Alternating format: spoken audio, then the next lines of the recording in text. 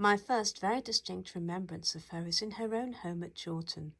The house belonged to her second brother, Mr. Knight of Godmersham and Chawton, and was by him made a comfortable residence for his mother and sisters. The family party there were my grandmother, Mrs. Austen, my two aunts, her daughters, and a third aunt of mine, Miss Lloyd, who had made her home with them before I can remember, and who remained their inmate as long as Mrs. Austen lived.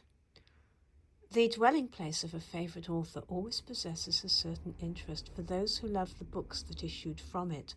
Though some of my aunt's novels were imagined and written in her very early days, some certainly at Steventon, yet it was from Chawton that after being rearranged and prepared for publication, they were sent out into the world, and it is with Chawton, therefore, that her name as an author must be identified. The house which she inhabited was itself not much more deserving of notice than Cooper's dwelling place at Olney, and yet more than 30 years after his death, that was pointed out to us as a something that strangers passing through the little town must wish to see.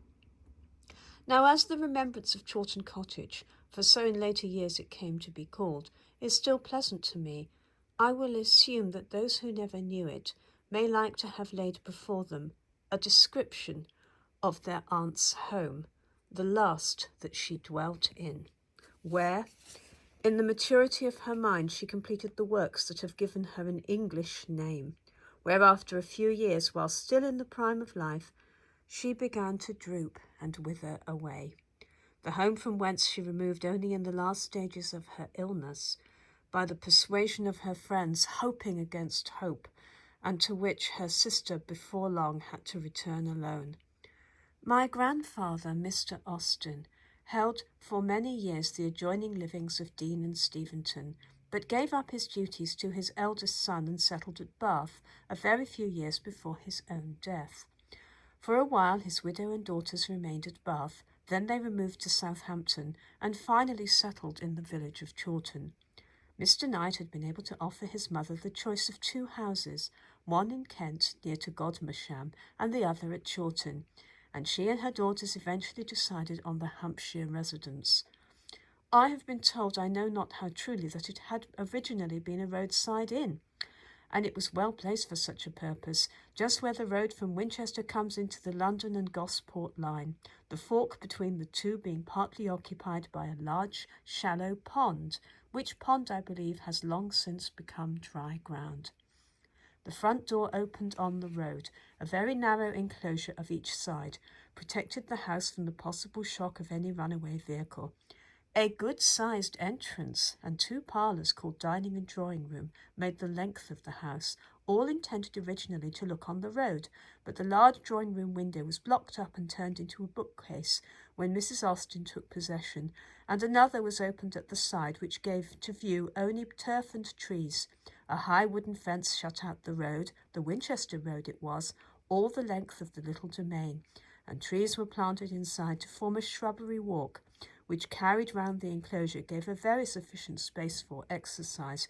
You did not feel cramped for room, and there was a pleasant irregular mix of hedgerow and grass, and gravel walk, and long grass for mowing, and orchard, which I imagine arose from 2 or 3 little enclosures having been thrown together and arranged as best might be for ladies' occupation. There was besides a good kitchen garden, large court, and many outbuildings, not much occupied, and all this affluence of space was very delightful to children, and I have no doubt added considerably to the pleasure of a visit. Everything indoors and out was well kept. The house was well furnished, and it was altogether a comfortable and ladylike establishment, though I believe the means which supported it were but small. The house was quite as good as the generality of parsonage houses then, and much in the same old style, the ceilings low and roughly finished, some bedrooms very small, none very large, but in number sufficient to accommodate the inmates and several guests. The dining room could not be made to look anywhere but on the road, and there my grandmother often sat for an hour or two in the morning, with her work or her writing, cheered by its sunny aspect and by the stirring scene it afforded her. I believe the close vicinity of the road was really no more than an evil to her than it was to her grandchildren. Collier's daily coach with 6 horses was a sight to see, and most delightful was it to a child to have the awful stillness of night so frequently broken by the noise of passing carriages, which sometimes seemed even to shake the bed. The village of Chawton has, of course, long since been tranquilized.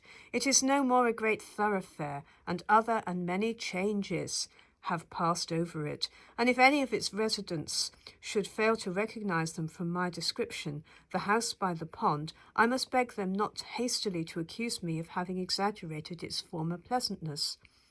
20 years ago, on being then left vacant by Aunt Cassandra's death, it was divided into habitations for the poor and made to accommodate several families. So I was told, for I have never seen it since, and I believe trees have been cut down, and all that could be termed pleasure ground has reverted again to more ordinary purposes. My visits to Chawton were frequent. I cannot tell when they began. They were very pleasant to me, and Aunt Jane was the great charm. As a very little girl, I was always creeping up on her and following her whenever I could in the house and out of it. I might not have remembered this, but for the recollections of my mother telling me privately, I must not be troublesome to my Aunt Jane.